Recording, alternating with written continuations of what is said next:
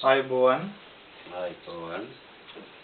අද අපි සමග සිටින්නේ ජයරත්න පතිරාරච්චි නම් පුරාවිද්‍යාව හා සම්බන්ධයෙන් ශ්‍රී ලංකාවේ බිහි වූ එක්තරා මිනිසෙක්. අද 2011 කියනා වූ ව්‍යවහාරික වර්ෂයේ ඉන්නා වූ අද දවසේදී එතුමා මේ ශ්‍රී ලංකාවට කර තිබෙනා වූ සේවය පිළිබඳව දන්නේ ඊටමත්ම කීප දෙනයි. ඉතින් ඒ කීප දෙනෙක් දන්නා වූ ඒ කාරණය මුළු ලෝකෙම කියාපාන්න අපි කරන්නා වූ උත්සාහයක්. Ladies and gentlemen, what we have here is Mr. Jayaratna Patirarachchi, who is a servant for the history of Sri Lanka, who has given his time and effort to tell something new about the history of this country. And we welcome him for our show, and I shall continue in asking questions about his journey into the search of the truth of the history of Sri Lanka.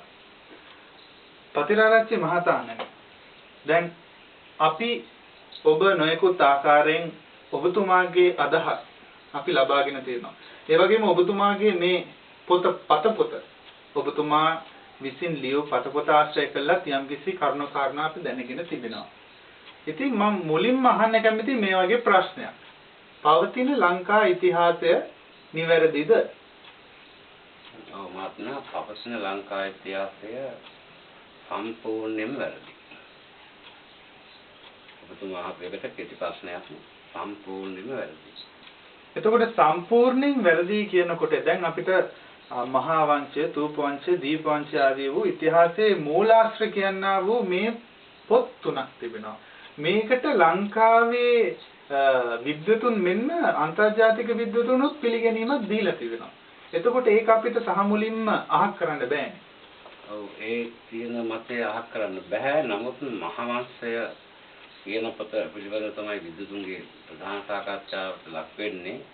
නමුත් ඊට පෙරළිය විච්ච පොතක් තියෙනවා දීප වංශය කියලා.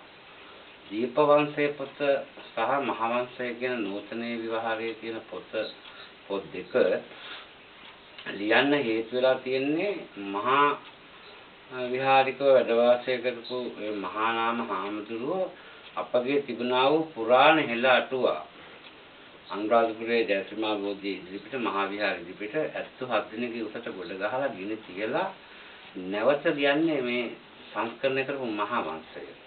අන්න ඒ නිසා තමයි මේ ඉතිහාසය වර්ධින්නේ. අපේ හෙළ අටුවා සහිත ඉතිහාසය තිබුණා නම් අපිට මේ පවතින ලංකා ඉතිහාසය වැරදි කියලා කියන්න බෑ. එහෙම තිබුණා නම් අද පවතින විදිහට වැරදි කියන්නේ හෙළ අටුවා ගිනි තියලා නැවත ඒ අටුවාවල තිබිච්ච තොරතුරු ඉවත් කළා. දීර්ඝ විස්තර ඉවත් කළා නැවත මහා නාම හාමුදුරුවෝ විසින් ලියනවා. ඒක මහා නාම හාමුදුරුවෝ මහා වංශය ලියන්න පටන් ගන්නකොටම සංස්කරණය කරන්න පටන් ගන්නවා පෞරාණික කතෝපේසෝ අතිවිකාර කුයිස් කියන පුරාණ ඇදුරෝ විසින් ලියපු අටුවාවේ දිග තොරතුරු වැඩි. ඒ දිග තොරතුරු මම ඉවත් කළා.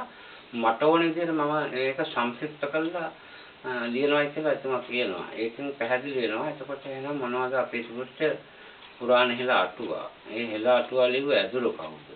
අපිට ප්‍රශ්න කරන්න වෙනවා. ඒ ඇදුරෝ පිළිබඳව කිසිම ලේඛනයක නම් නැහැ. ඉන්දියාවේ ඉඳලා ලංකාවට ආව මහා නාම හාමුදුරුවෝ මහා විහාරයේ වැඩ වාසය කරමින් මහා වංශය ලියලා තියෙනවා. ඒකත් ඔක්කොම ලියලා නැහැ. මහා වංශයේ පරිච්ඡේද 37 50 වෙනි ගාතාව ලියනකොට උන්වහන්සේට මයංගනෙන් කරල්ලක් ඇවිල්ලා නැවත පැනලා යන්න වෙලා තියෙනවා.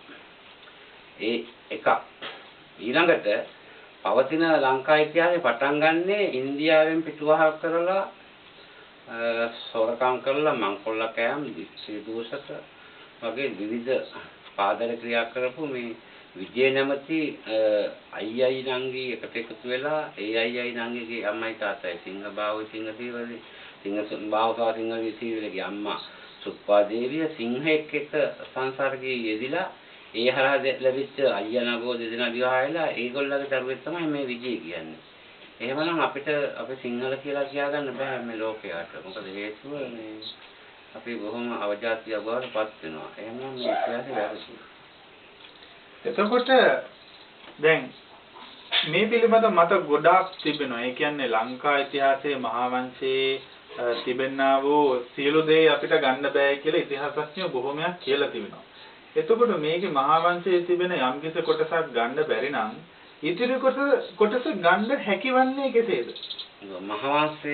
මහාවංශය කියලා පරිශීලනය කළා ඒවැය තියෙන නාම ලේඛන ඔස්සේ හොයාගෙන බලනකොට බොහෝ තොරතුරු පුරාවිද්‍යාත්මක ශිලා ලේඛන ඔස්සේ දැන් ඔප්පු වෙලා තියෙනවා. ඒ විශ්වවිද්‍යාල මහාචාර්යවරුන් ප්‍රකාශ කරලා තියෙනවා, පිළි අරගෙන තියෙනවා, පෙළගස්සලා තියෙනවා, කූටකන්ද රජුන්ගේ සෙල්ලිපි තියෙනවා. ඒ තියෙනකොට ඒකම තුමාගේ නම සඳහන් වෙනවා. එහෙමනම් මහා විජය කියන රජවරයෙක් පිළිබඳ ලංකා ඉතිහාසයේ සඳහන් වුණාට සෙල්ලිපි නැහැ. එලාර කියලා රජෙක් පිළිබඳ සඳහන් වුණාට සෙල්ලිපි නැහැ. පණ්ඩුකාභි කියලා රජෙක් පිළිබඳ සඳහන් වුණාට සෙල්ලිපි නැහැ. නමුත් අපිට පණිත කියලා මහ රජවරයෙක් ඉන්නවා. රුහුණේ දමරාජ පරපුර සඳහන් වෙනවා.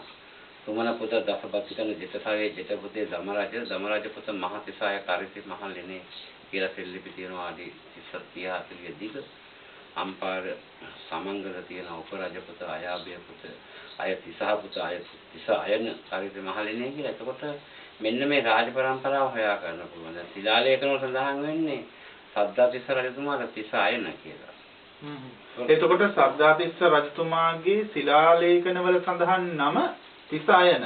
30 අයන කියලා තියෙන්නේ. කාවන්තිස්ස රජතුමාට සඳහන් වෙන තියෙන්නේ අය 30 කියලා. අය 30. මේක ඔබතුමාගේ පෞද්ගලික මතයක් පමණද? නෑ මගේ පෞද්ගලික මතයක් නෙවෙයි. මීට වසර 70 ශ්‍රී ලංකාවේ ජීවත් වෙච්ච මුළු ලෝක ප්‍රකට මහාචාර්ය සෙන්ටර් පරිණිදාන සූරීන්ගේ Inscription of Ceylon කියන පොතෙන් මේ සියලුම තොරතුරු එළි දක්වලා තියෙනවා. එතුමා බිහි වෙන්න පෙර ස්මිත්, පාකර්, මුලර්, ටර්නර්, බෙල් වැනි ඉංග්‍රීසි එංගලන්ත ජාතික ඉංග්‍රීසි ගුතුන් විසින් මේ සියලුම දේවල් එළිපෙහෙළි කළා. විශ්වවිද්‍යාලවල පුරාවිද්‍යා අධ්‍යයනයේ මේවා සාකච්ඡාට බඳුන් වෙලා තියෙනවා. නමුත් නූතන සමාජයේ සියලුම අය තුළ මේක ව්‍යාප්ත වෙලා නැහැ. විශේෂම හේතුව පාසල් අධ්‍යාපනය තුළ මේ විෂය කතා කරන්නේ නැති නිසායි.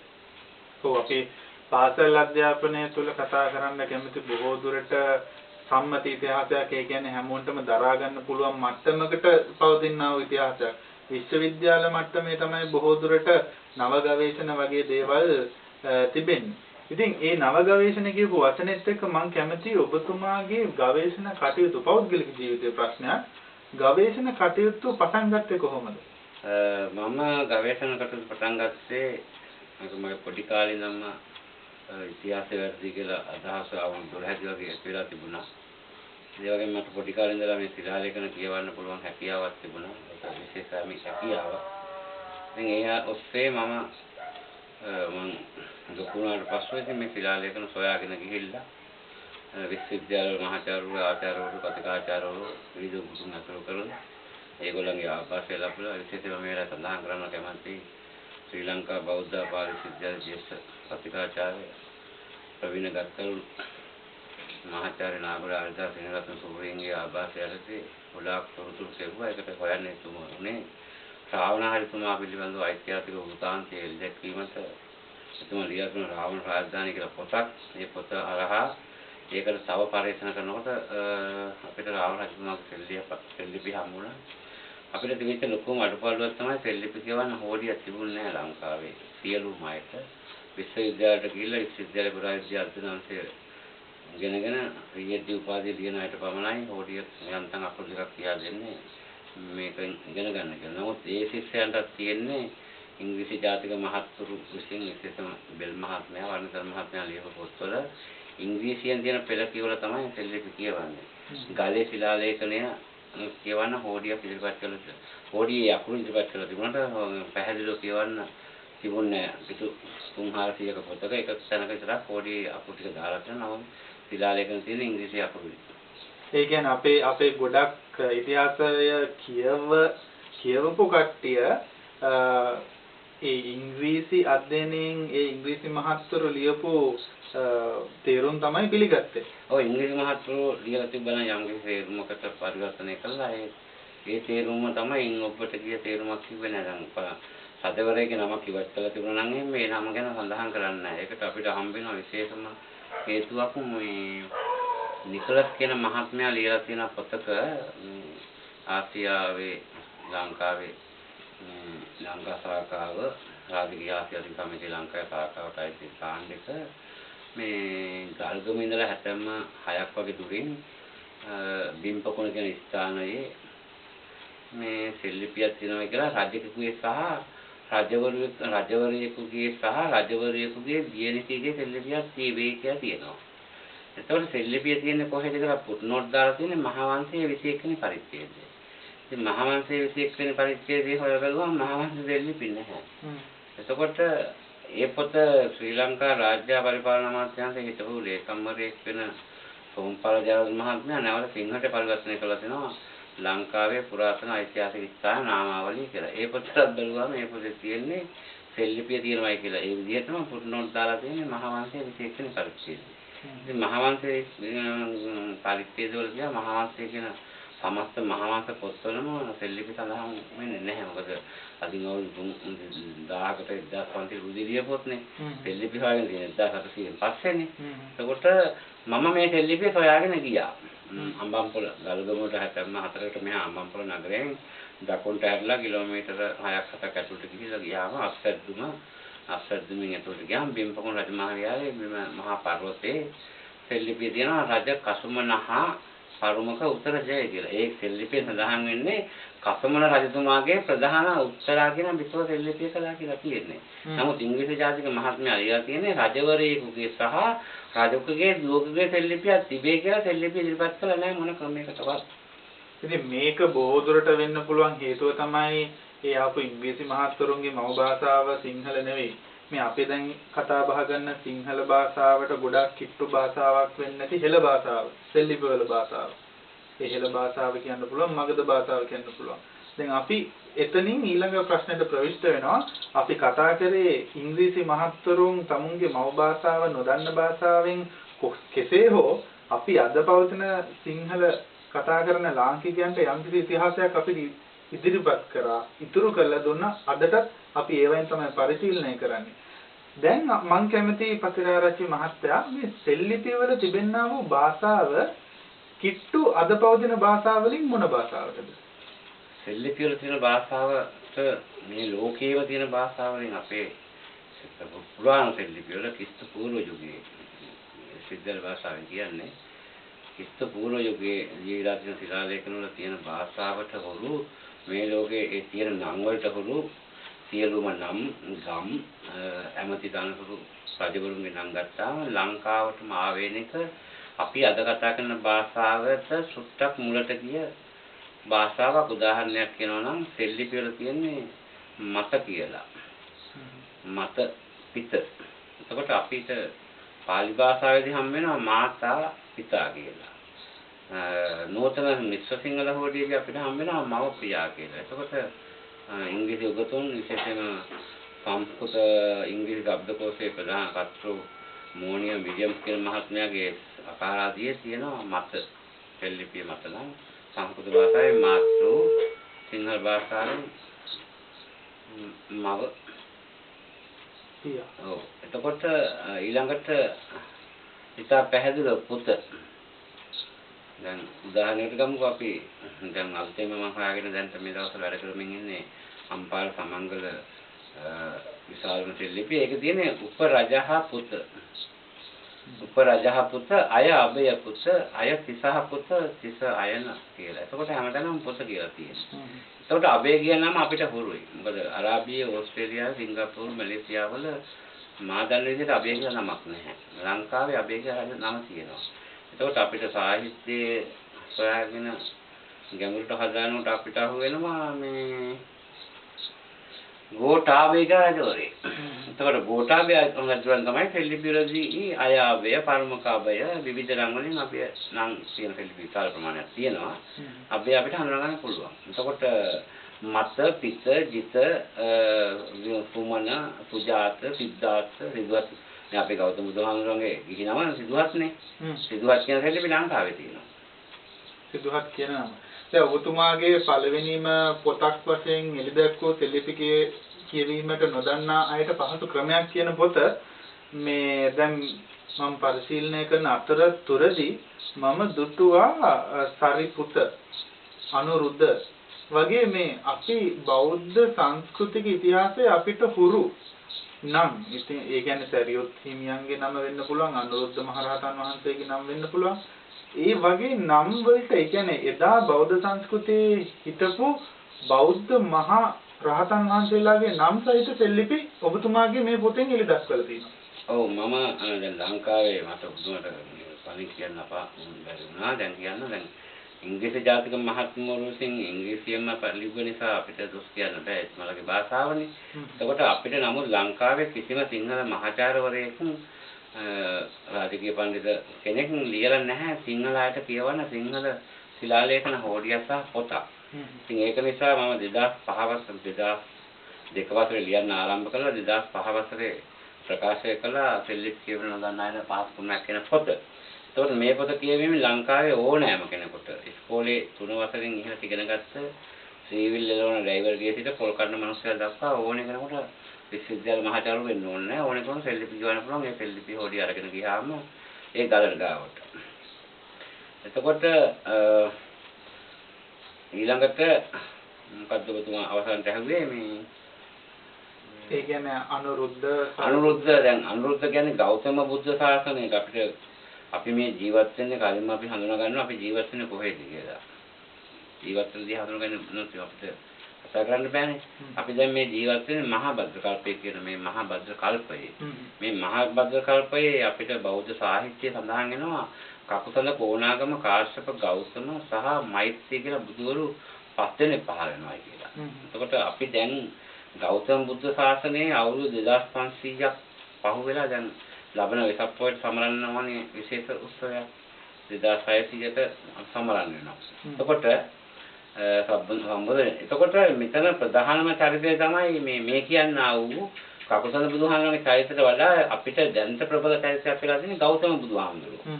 ඒකට ගෞතම බුදුහාමුදුරන්ගේ නමින් ලියවිච්ච සෙල්ලිපි තියෙනවා සිතුල් පව්වේ තියෙනවා සෙල්ලිපි 17ක් අම්පාරේ තියෙනවා සෙල්ලිපි 8ක් පුත්තලමේ තියෙනවා සෙල්ලිපි ඔක්කොම 86ක්ද ගෝතම කියන නමින් ගෝතම දැන් ගෞතම කියන්නේ සංස්කෘත භාෂාවෙන් බුදුහාමුදුරන්ට පාලි භාෂාවෙන් ගෝතම කියන්නේ හෙළ භාෂාවෙන් අපිට ආවෙන හෙළ භාෂාවෙන් කියන්නේ ගොතම කියලා. ගොතම ගෝතම ගෞතම. දැන් සිතුල් පව්වේ දෙකුන්දර වැව තියෙන මහා පර්වත ලිපියක් තියෙනවා. ඒක ලෙන් ලිපියක් නෙමෙයි පර්වත ලිපියක්.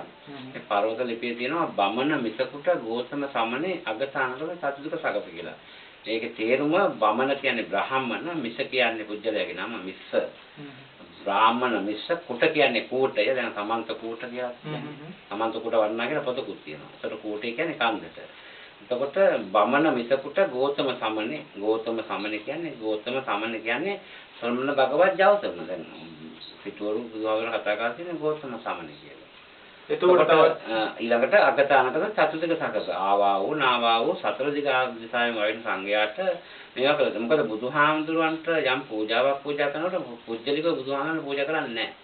බුදුහාමුදුරන්ගේ හදාගත්ත අම්මා වෙච්ච ප්‍රජාපති ගෞතමියට පවා බුදුහාමුදුරුවේ මට පිළිගන්නන්න එපා. මුළු සමස්ත සංඝ සමාජයට පිළිගන්නන්න. ඒක සංඝ සමාජයට පිළිගන්නවා.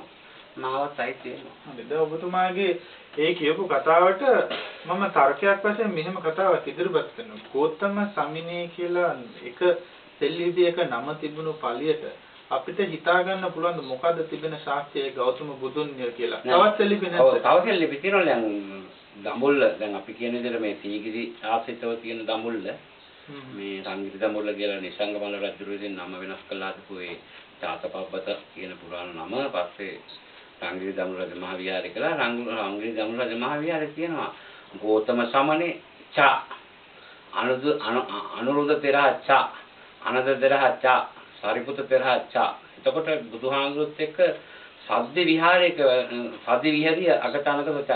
ඒ කියන්නේ බුදුහාමුදුරුවොත් එක්ක ආනන්ද හාමුදුරුවෝ, සරියොත් හාමුදුරුවෝ, මොගලන් හාමුදුරුවෝ, පුන්න හාමුදුරුවෝ විශාල ස්වයං වහන්සේලා එකට සද්ද විහාරිකව එකට වැඩ වාසය කරපු සෙල්ලිපි තියෙනවා. සද්ද විහාරික වැඩ වාසය කරනවා කියන්නේ එකට ඉන්නවා. ඒතකොට බුදුහාමුදුරන්ගේ නම පමණක් නෙමෙයි ප්‍රධාන භාණ්ඩාගාරික වෙච්ච ආනන්ද හාමුදුරන්ගේ සෙල්ලිපි තියෙනවා. ඒක ප්‍රකට සෙල්ලිපි තියෙනවා දඹුල්ලේ. හොරෝපතානේ තියෙනවා. බ්‍රාහ්මණයාගම තියෙනවා. සිටිගල තියෙනවා. ආණ්ඩියාගල තියෙනවා. එතකොට අම්පාරේ තියෙනවා, කලියෝඩේ තියෙනවා. සෙල්ලිපි එකක් නෙමෙයි සෙල්ලිපි 100 ගාණක් තියෙනවා. සෙල්ලිපි තාම සොයලා ප්‍රකට වෙලා නැති එකයි හේතුව. ඔබතුමාගේ දැනුමනෝ ඔබතුමාට පරිශීලනය වෙච්ච සෙල්ලිපි ප්‍රමාණය කීයද ගෞතම බුදුරජාණන් වහන්සේගේ නම සහිතව? බුදුහාමුදුරන්ගේ නම සහිත සෙල්ලිපි මට හම්බෙලා තියෙනවා 18ක්.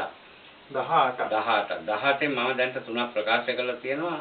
අනිත් ඒවා ඉදිරියේදී ප්‍රකාශ කරන්න මම ලියලා තියෙනවා මේ පොතක්. ඒ පොත මට ප්‍රකාශ කරන්න හම්බුනේ නැහැ දැනට මේ කල්සුදුසු නැති නිසාද? කල්සුදුසු නැති නිසා නෙමෙයි පොත් මුද්‍රණය කළා මුද්‍රණ වියදම් කරන්න බරපතල කරන්න කෙනෙක් නැති නිසා තමයි පොත් මේ වෙලාවට කරන්න බැරි වෙලා තියෙන්නේ. ලංකා ඉතිහාසයෙන් පිටමං කළ අපේ රජවරු කියලා විශාල පොතක් ලියලා තියෙනවා. ඊට අමතරව ලංකාවේ ශිලාලේඛන 1000ක් කියලා පොතක් ලියලා තියෙනවා. මේ අත්පිටපත් තියෙන්නේ මේ. ඒ පොත් වල මේ සෙල්ලිපි ඉදිරිපත් කරලා තියෙනවා. තව අවුරුදු 3-4ක් යනකොට කවුරු හරි හොඳ අවංක දේශිරලදී අපිට අනුග්‍රහයක් ලැබුණොත් ඒක පොතේ කරන්න පුළුවන්. ඉතින් මට පමණක් නෙමෙයි මහාචාර්ය එච්.සී.පී. බෙල් මහත්මයාට, මහාචාර්ය පන්විතන මහත්මයාට, එල්ලාල මේදානන්ද හාමුදුරුවන්ට, නන්දසේන මුදියන්සේ මහත්මයාට ඔය සෙල්ලිපි හම් වෙලා තියෙනවා. බුදුහාමුදුරන්ගේ නම තියෙන සෙල්ලිපි ලංකා ශිලාලේඛන සංග්‍රහයේ තියෙනවා. මේ ගපති පුත තිස පුතන දෝ ගතිකරන ලෙනේ ගෝතම නම් සාමාන්‍ය කරපිටේ කියලා සෙල්ලිපි තියෙනවා. ඉතින් අපිට එතෙන්දී ඒකට දීලා තියෙන ඉංග්‍රීසි පරිවර්තන වචන තමයි වැරදි. මොකද හේතුව ගෝතම නැමැති මහානා විසින් මේ ලෙන හදලා ගෘහපතියන් පූජා කළා කියලා තමයි සිංහල අර්ථකථන දීලා තියෙන්නේ. එතෙන්දී අපිට සම්ප්‍රදායික බෞද්ධ සාහිත්‍යයේ කන පිට හැරෙන වචන ඒවා මොකද විශ්වනාථලා විසින් ගල්ලෙන් හදලා ගෘහපතියන් පූජා කරන්නේ නැහැ. ඔබතුමා කියන විදිහට සෙල්ලිපි 18ක් ගෞතම මුනිදුන්ගේ නම සහිතව ලංකාවේ තිබෙනවා. එහෙනම් තවත් ලිපි ඇති. ඔව් ඒක මතු නොවෙච්ච. ඔව් අනිවාර්යෙන් මතු වෙච්ච කියන්නේ දැන් මෙහෙමනේ දැන් ලංකාවේ මේක පැහැදිලි කරලා කියනවා නම් 1832 වගේ කාලයේදී ලංකාවේ මිනුම් දෙපාර්තමේන්තුව ආරම්භ කළා. ඒ මිනුම් මනගෙන යනකොට ලංකා සිස්ටම සකසනකොට ඒ මිලින්දරු දෙපාර්තමේන්තුවට අයිති ඒකට කියන්නේ මිලින්දරු පාටි කියලා. ඒ මිලින්දරු පාටියට හම්බ වෙන සෙල්ලිපි පිටපත් කළා බෙල් පාටිය කියලා පුරාවිද්‍යා පාටිය තිබුණ බෙල් පාටිය කියලා. බෙල් පාටිය දෙනවා. ඒකට ඒගොල්ලෝ පිටපත් කරපු ලිපි ටික ඔය ප්‍රමාණයි දැන් බෙල් මහත්මයාලා හොයාගත්ත සෙල්ලිපි 1234ක් තියෙනවා. ඒ 1234 ඇරෙන්න මේ දක්වා කිසි කෙනෙක් සෙල්ලිපි හොයලා ඉදිරිපත් කළා නැහැ. අද මේ දැනුම් පුරාවිද්‍යා දෙපාර්තමේන්තුවේ සෙල්ලිපි හොයන්නේ නැහැ. දැන් අම්පාරේ තියෙන සෙල්ලිපි දෙනවා 1000කට වැඩිය. සෙල්ලිපි 20යි වගේ අම්පාරේ පිටපත් කරන රාජකල සෙල්ලිපි ටිකයි තව විස්තර දෙකයි. සමංගල තියෙන සෙල්ලිපි 22ක්.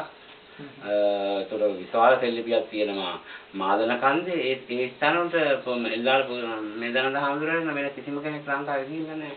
මමයි හාමුදුරුවෝ ඇරෙන්නේ. එතකොට එහෙමනම් අපිට තව සෙල්ලිපි ලංකාවේ 20000කට වැඩිය තියෙනවා. ඒතර බුදුහාමුදුරුවෝ අපිට ත්‍රිපිටකයේ ඔස්සේ සාකච්ඡා කරන්න පුළුවන් තොරතුරු බුදුහාමුදුරුවෝ සක්කපඤ්ඤ සූත්‍ර දේශනා කරපු ඉන්ද්‍රසාල ගුහාව ඉතා පැහැදිලිව ලේඛන සහිතව ඒවා මේතුසං ඒකං සමයං භගවා මගදේශ විහෙරති පාචීනතෝ රජගහස්ස අම්බසණ්ඩා නාම බ්‍රාහ්මණ ගාමෝ සස්සුත්තරතෝ වේදික පබ්බතේ ඉන්ද්‍රසාල ගුහායන් කියන ඒ පදමාලා තුල ඉන්ද්‍රසාල ගුහාවයි පටින රජුණගේ සෙල්ලිපි මහනුවර ඉඳලා මේ තෙල්දිනියට ගිහිල්ලා තෙල්දිනින් වැවේගම බමලක රජමහාවිහාරයේ මේ ශිලාලේඛන තියෙනවා. එතකොට නමුත් කියන්නේ ඉන්දියාවේ නම් මේ විදිහට එක සෙල්ලිපියක් වන්නේ නැහැ. ඔව් ඉන්දියාවේ අශෝකයි සෙල්ලිපි කියනවා වූ සෙල්ලිපි 36ක්ද කොහෙද තිබෙනවා.